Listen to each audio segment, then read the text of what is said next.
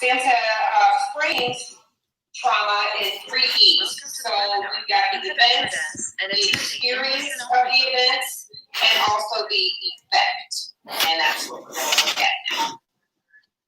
Starting off with events, those will be those circumstances or event can include actual or even a extreme threat or a perceived threat. So it doesn't have to actually happen to be a traumatic event. Something that could be physical or psychological harm, life-threatening, neglect of a child that impairs their healthy development.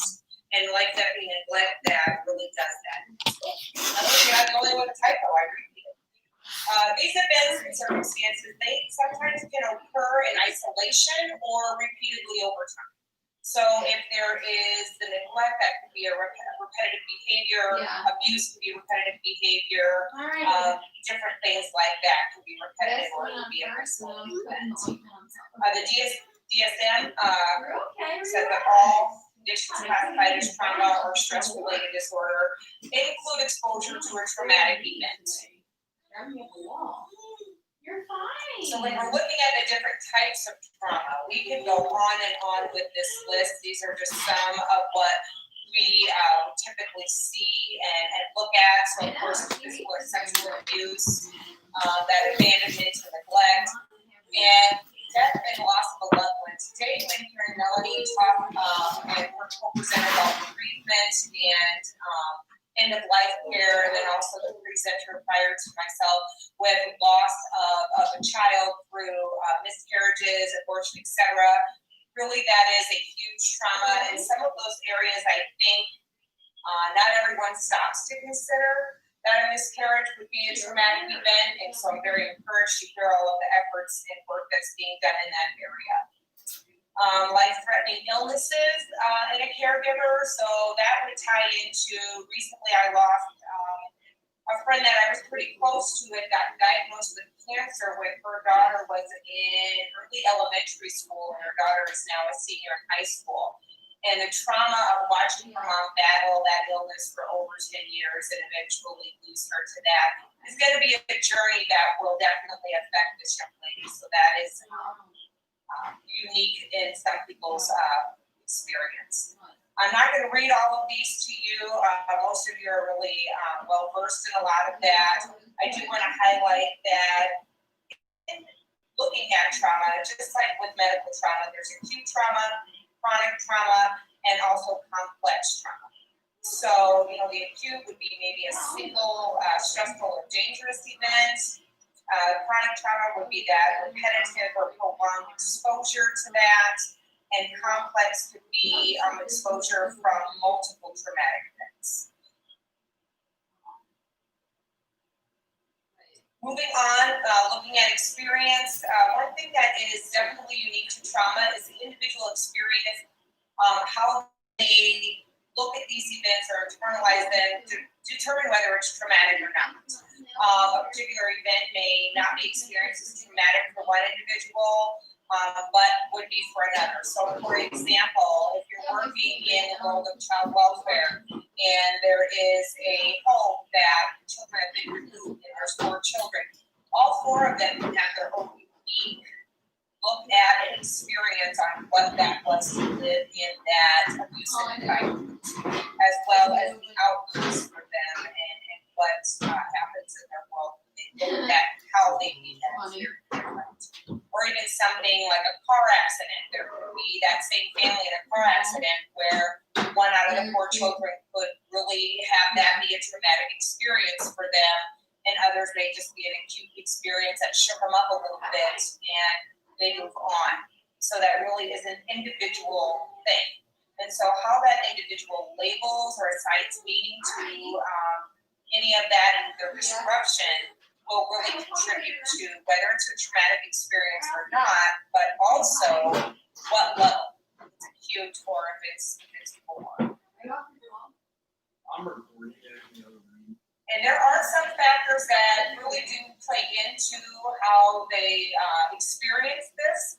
And so they would influence that, and some of those could be cultural beliefs. So beliefs in their culture as far as their ethnic culture, their faith or religious culture and what they believe in that, geographic, whether it's a urban culture versus rural, and so on. Those really influence how a person can experience and internalize events. The availability of social supports. Is there things that are boots on the ground where there's someone there that's going to help them process and do that crisis intervention with them, or do that ongoing work, or if it's left without any supports and someone's left to deal with that traumatic experience alone. And then also developmental stage of the lifespan, where are they at when that trauma occurs?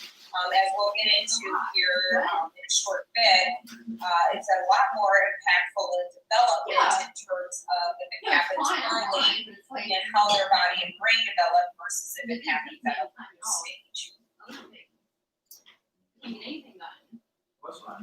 So looking at traumatic stress and toxic stress, these are outcomes that can happen as a result of a traumatic experience. So individuals that have experienced trauma often experience traumatic stress, which in other words produces coping mechanisms and overwhelmed and those different things by that outside events. It's just an overload that will happen within their bodies in that stressful situation. And it's a response that will happen and it's strong, frequent, or prolonged and that kind of a thing. And traumatic stress is that emotional, cognitive, or behavioral experience that they're exposed to that overwhelm their coping and problem-solving abilities. So they're related, but some of them are somewhat different. We're going to spend a little bit of time here now looking at trauma and brain development. I found this great graphic that I think really showcases how this will work. The brain actually, if you don't know, will develop from the bottom up. The first thing that develops in the brain would be that blue area that you see, that reptilian brain as it's called. And that is responsible for our bodily functions, right? Is that we're needing to regulate temperature, when to sleep, if we're hungry, those different kinds of things. And next, we've got the limbic system. And that part has a variety of functions, including regulating our emotional behavior, our motivation, our long-term memory, etc. And within that is the, I'm saying this wrong, amygdala. I know I'm saying it wrong. I'll correct myself when it comes to me. But this little area sets off basically an alarm bell response to let us know that we're in danger. Right? If we're regulating our emotions in this area, this is that trigger that will happen to say, hey, you're in danger. And it triggers the release of a hormone that's called cortisol. That hormone being released lets us know without, just instinctually that something needs to be done. Okay? And that's a common response that you'll get to a stressful or dangerous situation. And I think about that when my daughter was an infant crawling and fell down the stairs, just that absolute rush that comes to your body and, oh, we've got to act now, somebody's in danger. And then that also could happen for your own self, or if you're driving and you're with someone and you have to stop fast, you'll put your arm out, like that's going to stop that passenger, but it's just one of those reflexes, and that is that part of your brain coming into action. And it's an inbuilt system of survival that helps to keep us safe in danger, and that different kind of thing. It has and activates our fight, flight, or freeze. What are we going to do in a situation? And that is going to be in that purple area there on the graphic. The next part is going to be that cortex, and that neocortex, you'll see that in the gray area, but more in the frontal part of the cortex. That's considered our executive functioning part of the brain, right? A lot of folks do not have this fully developed until their mid to late 20s, but that helps us to think through cause and effect, okay? Helps us plan for the future, set goals, are there consequences for our action, all of that kind of thing. Has that responsibility and moderating behavior.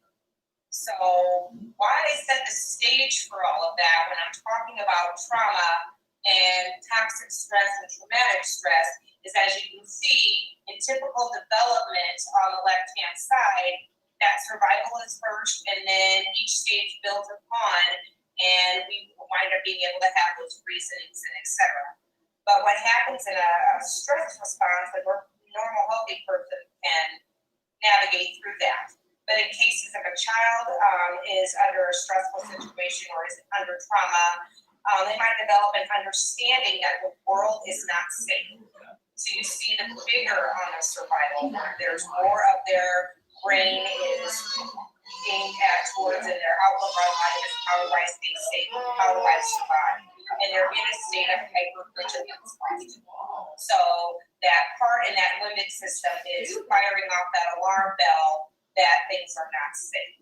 And so being on edge and aware of danger at all times, that's going to impact your ability to have self-regulation, to develop social emotional kinds of things. And eventually at that cognition level with that prefrontal cortex and really being able to mature into those executive functioning that can help you moderate your behavior, what to do under stress, and really look for the future if you're really embedded in simple survival. And I think that this is a good backdrop. So we've looked at what is trauma, what are some of the things that happen, what does somebody experience when they're being traumatized, and now would be a good segue into the adverse childhood experience. I don't know how many of you have actually heard of the ACE study, but it's really popular and well studied and talked about now. And what had happened is there's two different studies that I'm going to talk about. There's the original ACE study, the traditional study that happened in San Diego, California in 1998. And then there was an additional study that was done for an urban setting in Philadelphia in 2012. And in 98, as I said, there is the traditional ACE study, as it can be called, and it actually has its origins in an obesity clinic in San Diego, of all places.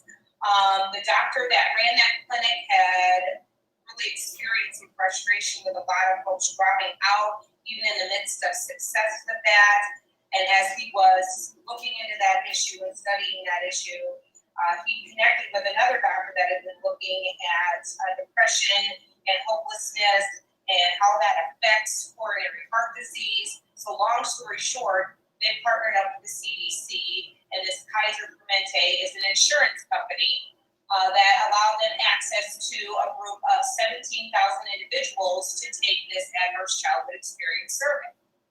And the participants were surveyed about experiences that happened within their home or within their family as they were growing up in these different 10 categories. You had abuse, neglect, and household dysfunction, and there were each one of those 10 items they were asked yes or no questions into that. Had they experienced anything in that area? The outcome of those areas were pretty profound. As they found out, and 87% of that number had experienced 2 or more traumatic events. And so that is quite significant if you're looking at 17,000 people and 87% of them could say that they had experienced a trauma, either physically, emotional, social, physical, mental illness in their family, incarceration in their family, dissolution of a family, etc., that they carried with them. 22% of that, which I still think is significant, is almost a quarter of those individuals experienced 3 or more of those in their childhood. And a notable number of 12.5 experienced 4 or more of those experiences as a child. In 2012, there was a group of individuals that wanted to dive deeper into that original ACE study. As I had said, that the questionnaire in the survey was really asking about the home environment, what was happening in that family in which you were raised. And it really relied on data that was from predominantly the sample was white, middle, and upper class participants. And it focused on their to the forefront of folks looking at, well, what about a more socially, economic, and racially diverse population? What happens in a more urban kind of setting? And a group of comprised of members that were pediatrics, behavioral health, adolescent medicine, epidemiology, etc., banded together to do an expanded study in Philadelphia, as you'll see in this graphic, to look at have they witnessed violence in their community? Have they felt discrimination? Has there been any adverse neighborhood experience? So looking at, do you feel safe in your neighborhood? Do you feel that people look out for each other in your neighborhood? Because as we all well know, as social workers, not every trauma happens under the roof of the home. So have you been bullied by a classmate or peer? Have you lived in foster care? Because that is also well known that there are traumas that do in fact happen in foster care residential settings. So it was an effort to look at this in an expanded sense to see what that prevalence was, as well as the traditional piece. And the outcomes of these were pretty significant as well. As you can see here, there was close to half of them who had witnessed that violence and then felt discrimination, and a good number that adverse neighborhood experience, and etc. So with those, it was a 1,784 respondents, and looking at their traditional ACE scores within those original 10 categories, 72.9 of them also had one conventional ACE, and 63.4 had one expanded ACE in addition to that traditional ACE. So you've got one in your community and one in your home, and at least that. Some had more. A total of 13.9 only experienced the expanded ACE.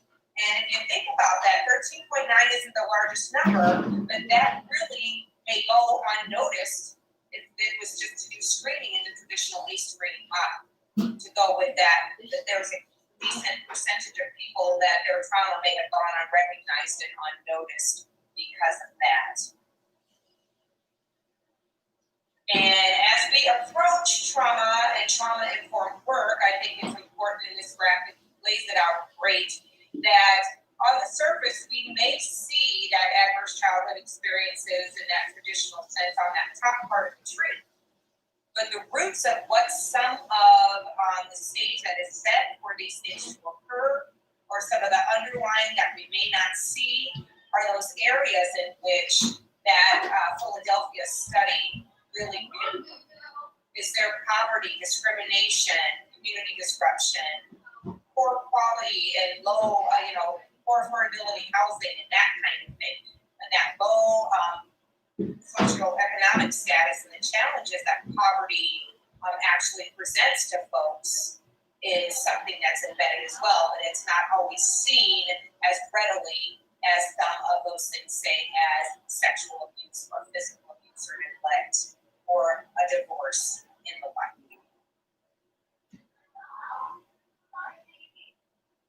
So how does this affect someone? So that second E. So we talked about that. We know what the trauma is, how many people have it. It's very common, more common than any of us probably want to think about. But there are long-lasting effects. And that's a very critical component of trauma, that it may occur immediately or it may be delayed. It may happen a long time down the road and actually have effects at a later time. And the duration of it can be short or long term. So these effects can be an immediate yes and only last for a while, but then you've also got individuals that have long term effects that can be throughout their lifespan, and that kind of a thing.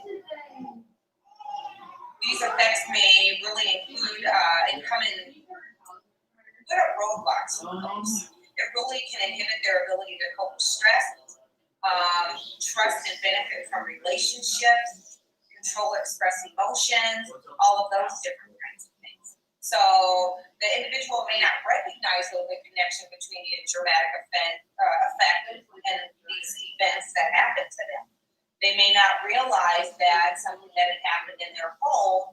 So if you think about back to the brain and the development, there's actual research that it affects the way that parts of the brain will grow or where they will be stunted. And you may not know at face value that that could be what has happened to somebody. And I think that this next slide here really lays that out. So as you can see in the nervous system, cardiovascular system, immune system, all of that, there's been research that has been done that toxic stress, that as we know now, happens after a traumatic experience, has far-reaching implications in the body. It can have cumulative effects, and really with that ongoing dysregulated stress system. So if you're always in fear and your alarm bell is always on, the development in all of these areas are affected. So in the nervous system, so like I said, the developing brain, that may lead to cognitive impairment, attention deficits, learning disabilities, hyperactivity, being able to have memory and pay attention and that kind of things. With your heart and that cardiovascular system, development of high blood pressure and elevating levels of inflammation that cause that damage to your arteries, leading to heart disease, strokes, etc. Immune system, higher risk of an infection, autoimmune disease, due to that chronic inflammation and other factors that really get in the way of your body's natural defenses. And it can impact just growth and development overall, and leading to obesity, changes in the time of puberty, and all of those kinds of things. And through the work in those ACE studies, as surveying these individuals and looking at their health histories and finding commonalities in them of these particular outcomes with those ACE has what's led for that to be known.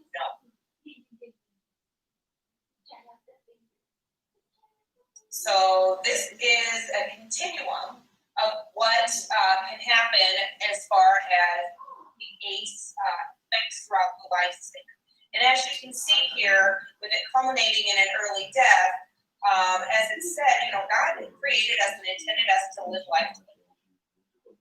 And an early death might not be the opportunity to do that. And before we're getting to that early death, we've got historical trauma. There are social conditions that are not allowing for us to live life to the fullest. There's ACEs that have gotten in the way of that and that kind of thing.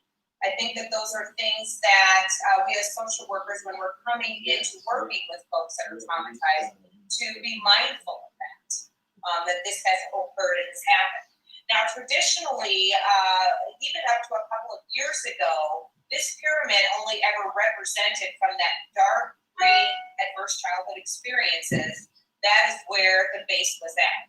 And I was very excited to see social conditions and generational historical trauma added to that, because those two also add to the framework or the foundation of how things can happen and create the conditions where an ACE can happen. There's a lot of exciting research with the historical and generational, and even things down to epigenetics and gene work that really tie into how we can pass traumatic experience on biologically to our offspring and things like that. That's a rabbit hole I won't go down, but if you ever get the opportunity, I encourage you to look into that. It's pretty fascinating.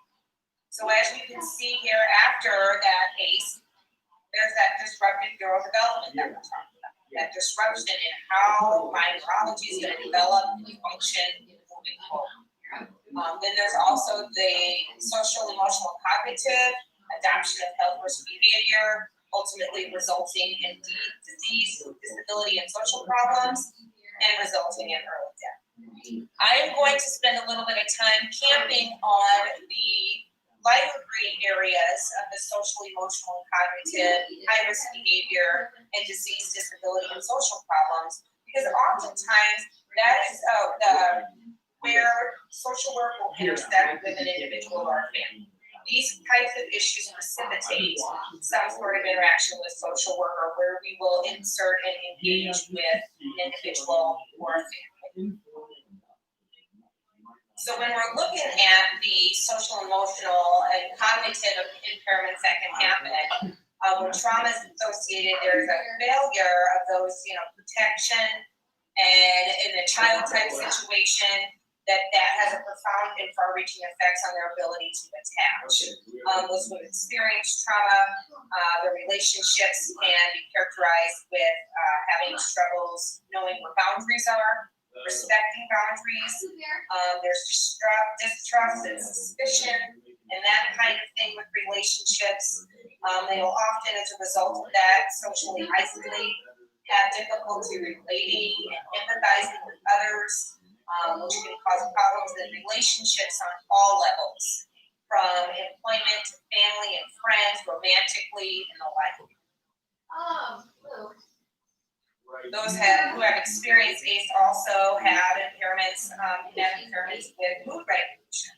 So they can have difficulty regulating their emotions, as well as knowing and describing their feelings in their internal states of even knowing how to articulate what's going on. They have difficulty appropriately communicating what their wishes and desires are to others.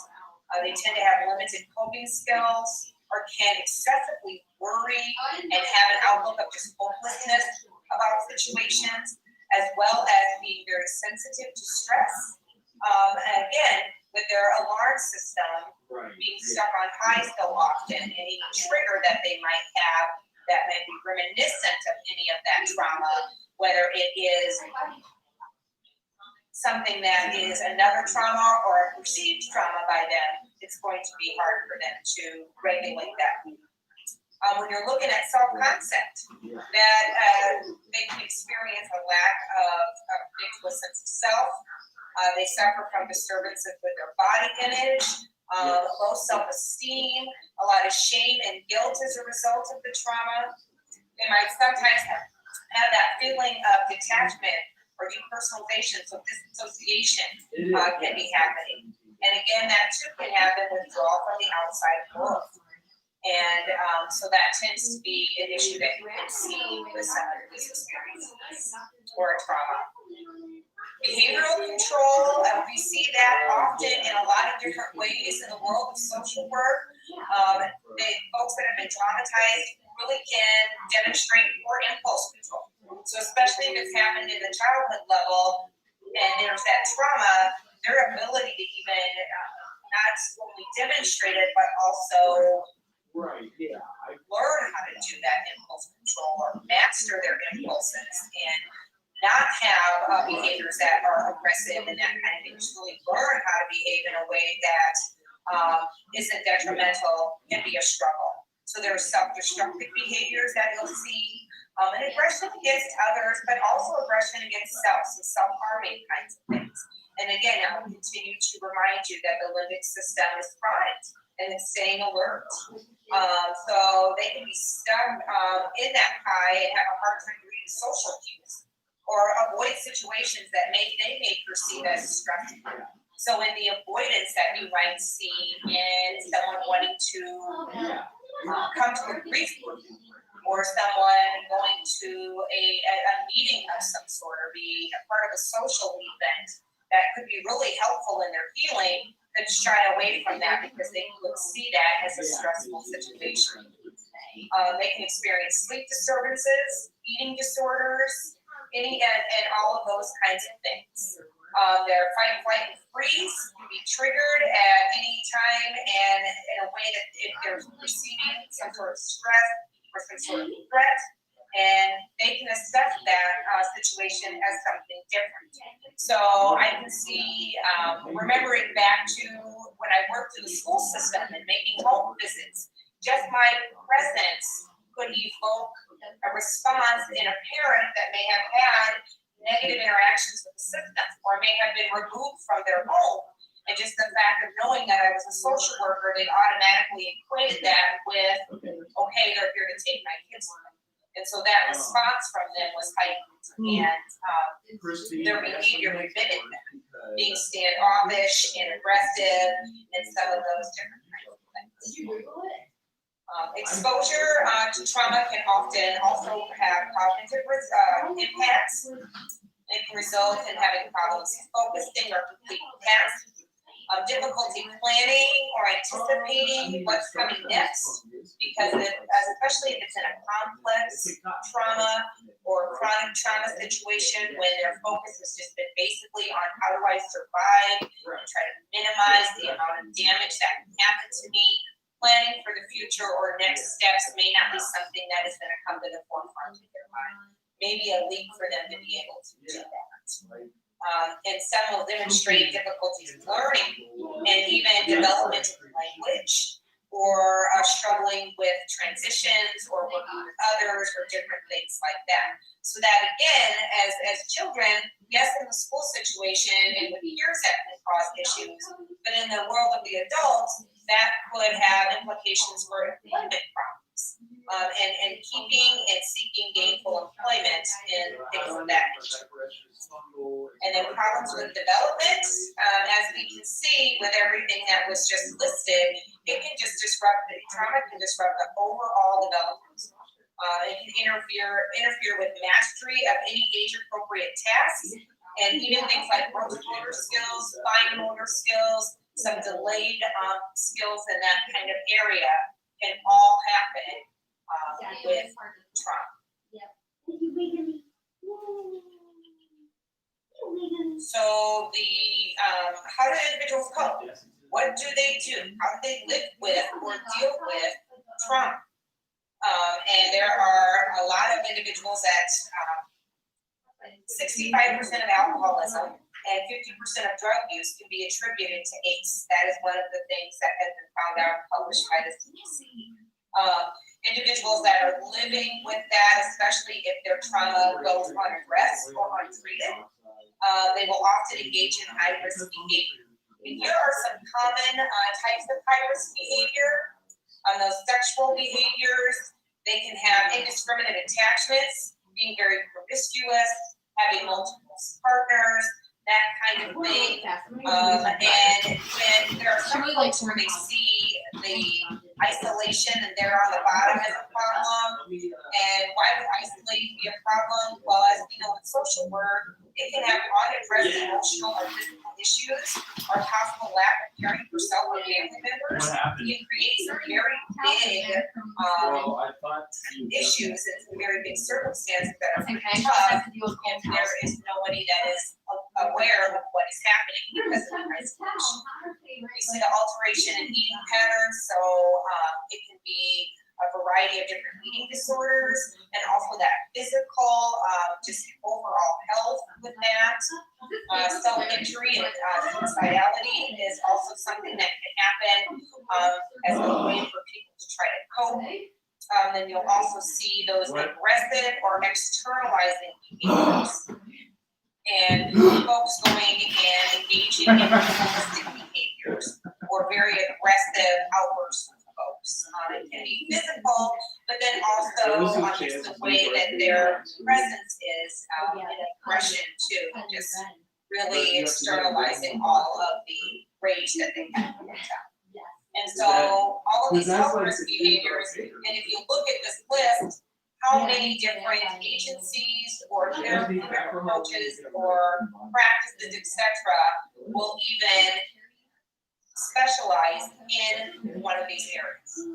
So that high-risk behavior, that coping and adapting, really having that result from trauma and all is something that social workers should really be aware of. It's the way that they're just trying to maintain and So this graphic, I like it because it depicted all of the various areas that can happen in someone who's experienced adverse childhood experiences. There are all sorts of a variety of, to tie this all up, there's been a large amount of research and literature that correlate adverse childhood experiences and disease and disability and social problems. I really encourage you to dig into some of that. They might lead to a significant portion of disease across the population as well. So there are some of these areas here compared to people with no ACE. The COPD people are at greater risk of developing that. For sexually transmitted diseases, there is an increased risk of that to be twice as likely or more. For smoking, folks that have experienced adverse childhood trauma are twice as likely to begin smoking. They are 12 times more likely to have suicide attempts, 7 times more likely to experience alcoholism, and 10 times more likely to inject street drugs. So those are pretty significant, and so that can tell you just the depths of how that can affect somebody's life. And any of these things, with even unpredicted pregnancy, complications, fetal death, sexually transmitted diseases, cancer, and even that educational, occupational, and income. So as I had said, if you've got your mood and your behavior that you're not able really to regulate, you can't really transition well, work well with others, get social cues, it's going to be very difficult to be, get your traditional education, especially in schools with a traditional educational model, and then move on to a job and have a sustainable income and build a life. So even though it happens in childhood, it has long-ranging effects all the way into adulthood.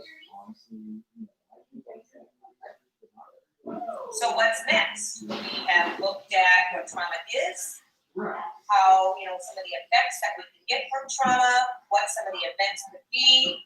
What do we do as social workers with that knowledge? So we can name it and identify it, but what are our next steps? And trauma-informed care is actually what came out of the ACE study. Is trauma-informed care really is a framework that involves understanding, recognizing, and responding to all types of trauma. It's more of a way of being than and interacting with others, not to cause any additional harm. And in the simplest terms, it really is straightforward. It's encouraging us to, when you're looking at something trauma-informed, to pause and consider the role that this trauma has had. What does this stress play in the lives of this specific client or this population or the individual? How would they behave differently as we can acknowledge that trauma? And I saw, as I've been reading and looking through materials, there's a lot of parallels if you think about it in our mandates biblically. If we are to have this way of being and interacting with others, not to cause additional harm, I see some parallels in that with the biblical mandates of loving our neighbors, of having empathy for those who are suffering, and to demonstrate that empathy as well. There is a wonderful series that's called Was Jesus' Ministry Trauma Informed? If you ever get the opportunity to look that up and read it, it's a very fascinating set of dialogue and some conference that some ministers have done. Trauma-informed care, it really emphasizes that consideration of how it's effective. It's looking at that individual and their circumstances in the lens of what happened versus what is wrong with this person. Instead of trying to just diagnose, okay, this is what's wrong with this person, what is wrong with me, let's fix it. Understanding what's happened in the context of what is going on. So there are 4 R's that SAMHSA really frames a trauma-informed approach. So there's realizing, recognizing, responding, and resisting. And it's realizing that the wide impact of trauma and understanding that there are potential paths for recovery. Realizing that folks can be traumatized, and yes, they could recover. Recognizing those signs and symptoms that we looked at. What are some of the effects? What are some of the outcomes in our clients, in our family, and in each other that are involved in our systems? And how do we respond to them? We respond to that by fully integrating our realization and our recognition into our policies, our procedures, our practices, how we approach and work with our clients. And of course, it's, really, really actively resisting re-traumatizing. We'll talk about that specifically in just a moment. But I was reminded of a wonderful thing I heard Pope Francis say. It was a great quote. He was talking about the church, but as a body of believers, we are the church. Pope Francis said that the thing the church needs most today is the ability to heal wounds and to warm the hearts of the faithful. And it needs nearness and proximity. I see the church as a field hospital after battle. It is useless to ask a seriously injured person if he has high cholesterol. And what about the level of his blood sugars? You have to heal the wounds. Then we can talk about everything else. Heal the wounds, heal the wounds. And you have to start from the ground up. And if you reflect back to the pyramid and really looking at where are the wounds and recognizing that, and then going from the ground up. So some of those top presenting problems, if it's an injury, they may have underlying things, and we are called to be able to do that. And I loved his analogy of using it as a field hospital, because we're out in the field. We're in the field of social work. We're interacting with these individuals that have experienced trauma on a daily basis, and really being rooted in that mindset that that's our biblical calling to do that, and the mandate that we are taught to approach that. I really think that helps to further instill that trauma-informed approach when approaching clients. So there are some core principles of social work, trauma-informed practice. And so one being that acknowledgement, okay, that's really going ahead and recognizing and that kind of thing. But also in acknowledgement, screening. So there's some awareness for that. Does your agency have a way that they screen for trauma? How does that happen? How does that go? That's going to be something that's going to differ largely in your scope of practice, the area of practice that you're in, that different kind of thing, really that acknowledgement of it, that mandates for us to know, to be aware, to do that assessment. It may not always happen right away. It may happen in stages as we know things are ongoing. But it's really going to be done in a lot of different ways, but it's important to at least look at and get into and do that. Whether it's clinical or whether it's non-clinical, it's still best practice to do that screening and acknowledgement and start to address it. Safety is a huge core principle of that. Are we being welcoming? Are we being a safe place? Are we respecting them? Are we ensuring that the physical and emotional safety of that person is doing no harm? It's important that I think that we think about with safety, even the physical environment of where we're doing our work with clients. Is it in an office? Is that office sterile? Or if we are going to be working with someone, say, who has been sexually assaulted or has been physically abused or has been in a domestic violence situation, are we going to meet with them in an office that has no windows with a closed door and close proximity? What might that feel like? So it's looking at what would make them have that sense of safety. Yes, the safety of talking with us and having that parent-client worker relationship that's so important, but also that physical safety. It has to really be a marriage of both that they're going to be able to trust us with. And speaking of trust, so looking at trust, that's really one of those core principles as well. Are the tasks clear? Are we consistent? Is there boundaries and respect with that? If you're looking into our social work code of ethics, the informed consent, are those decisions that are being made in terms of what is happening in the work with that client, are they transparent? How do we express that that trustworthiness and that transparency to our clients? And that really, again, just like the assessment, is going to largely be dependent on what type of social work that you're doing. Are you doing clinical? Are you doing direct practice? And in what area and how that goes? And it's really important, though, that client is a part of it. So the choice and control. Are we giving them voice and choice where we're able to? Is that something that they're able to be a part of?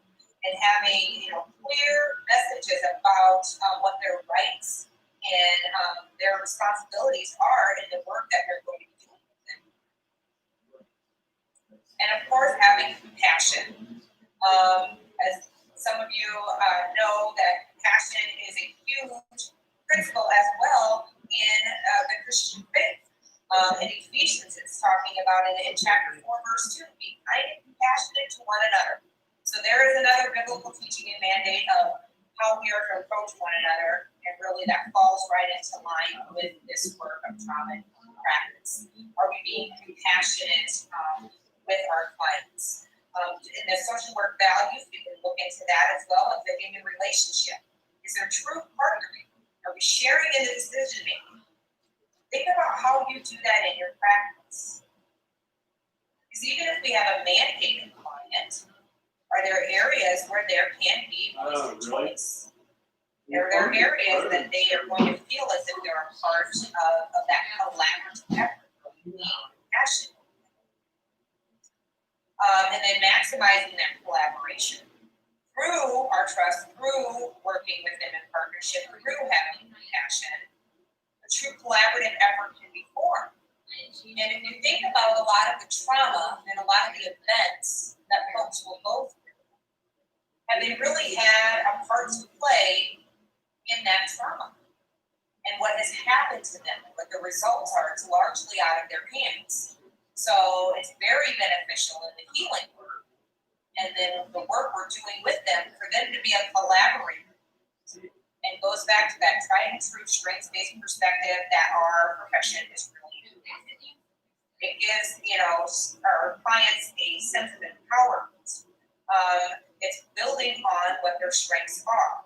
So you survived that trauma. You're here today. Go from there. So even as Pope Francis said, you treat the wound. You start with that base floor and you build up.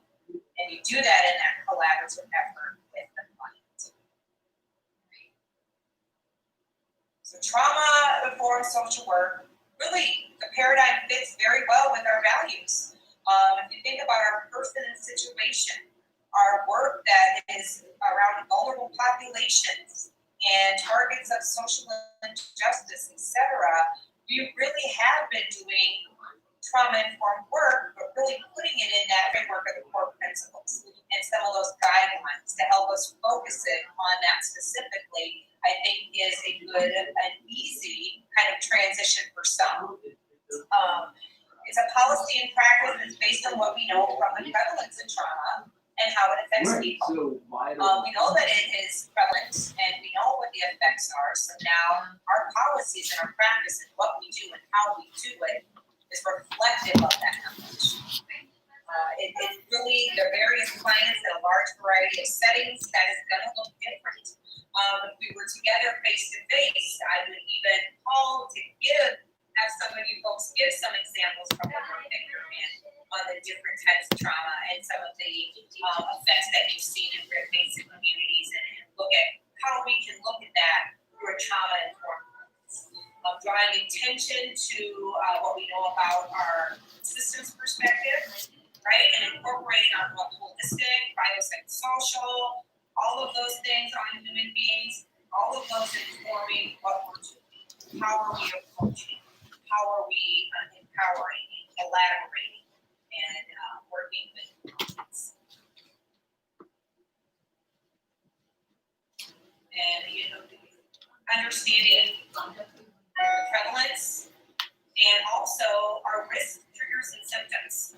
I want to pull that out because again, individualized. Each person experiences things individualized.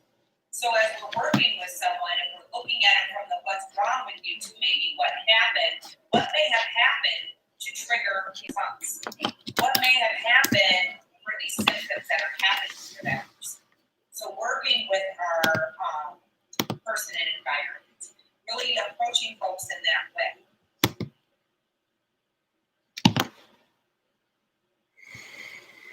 So we're going to use a little bit of, and like I said, if we were all together, I would be able to have this happen with each individual different kind of scope of practice, area of practice, etc. But this is traditional social work views are or may have been, and what it may look like in the difference of a social work trauma-informed view. So, our traditional views, well, the client, they choose behavior, so the consequences have to happen. If they're going to choose to go out gambling all night and leave their kids at home, well, they're just going to have their kids taken from them. That's just what happens. And characterizing the person's behavior negatively. They're manipulating me. They're just not going to show up. They just have no follow through at all. Are we going to see our role as a worker in an authoritarian kind of way? Minimizing those coping strategies. People should already know the expectations. This has been spelled out. Go over it every time. They should already know what the outcome's going to be, and that kind of thing. Is your environment and the way that you're delivering services for staff center? Is it more for the benefit of and ease of the staff to accomplish things, or is it meeting that client where they're at? You get lost in that social work jargon. There's so much of it, and with families and non-providers, or me not really thinking, there may have been some cognitive. I'm going to explain this in a way that if I was sitting there talking to my best friend who's, a graphic designer, they would understand this kind of thing. So let's go ahead and take a look. How would that be different? So, with the behavior, people want to do well, and they may lack the skills or learn the behavior, right? So, they want to do well, they lack the skills. Does that mean that they're not accountable for their actions? Absolutely not. But how we're going to view them usually is a strong correlation of how we're going to work with them. What our intervention